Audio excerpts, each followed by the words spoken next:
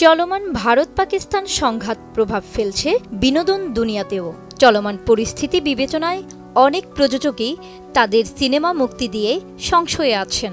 রাজনৈতিক অস্থিরতার মধ্যে দর্শক সিনেমা হলে দেখতে যাবে কিনা তা নিয়েই যত উদ্বেগ। হিন্দুস্তান টাইমসের প্রতিবেদন অনুযায়ী এর মধ্যেই নতুন সিদ্ধান্ত নিতে যাচ্ছেন আমির খান। সেই ২০২২ সালে মুক্তি পেয়েছিল লাল সিং চাড্ডা। এরপর বড় পর্দায় আর দেখা যায়নি আমির খানকে। চলতি বছর সিতারে জামিন পার দিয়ে ৩ বছর পর ফেরার কথা ছিল, কিন্তু বর্তমান পরিস্থিতিতে বড় পর্দায় আমিরের ফেরা বিলম্বিত হতে পারে। অনুরাগীরা অপেক্ষা করেছিলেন তার আসন্ন ছবি সিতারে জামিন পারের মুক্তির জন্য। ৮ মে মুক্তি পাওয়ার কথা ছিল এই ছবির প্রথম ঝলক। কিন্তু ভারত পাকিস্তান পরিস্থিতির কথা মাথায় রেখে ঝলক মুক্তি পিছিয়ে দিয়েছেন আমির। অভিনেতার প্রযোজনা সংস্থার পক্ষ থেকে এক বিবৃতিতে বলা হয়েছে, সীমান্তে যা ঘটছে এবং দেশজুড়ে যে পরিস্থিতি তৈরি হয়েছে তা দেখে আমির এই ছবির ঝলক মুক্তি পিছিয়ে দিয়েছেন।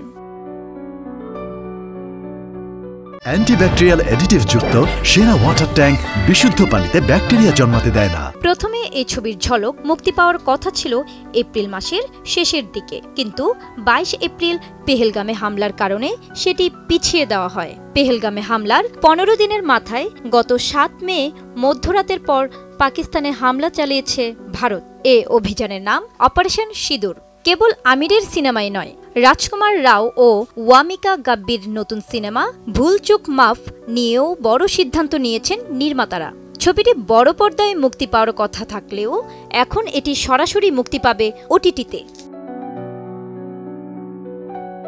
আমির খান তার অভিনয় জীবন নিয়ে জানান, প্রথাগত কোনো অভিনয় শিক্ষা তার নেওয়া হয়নি, কাজ করতে করতেই শিখেছেন। এটা নিয়ে তার আফসোসও রয়েছে। তার ইচ্ছে ছিল প্রাতিষ্ঠানিকভাবে অভিনয় শেখার, তবে তিনি নিজের জন্য একটি পদ্ধতি তৈরি করে নিয়েছেন বলেও জানান।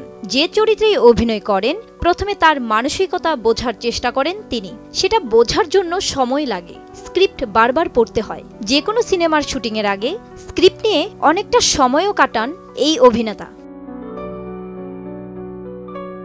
জান্নাতুন নাহার জেরি, এটিএন নিউজ।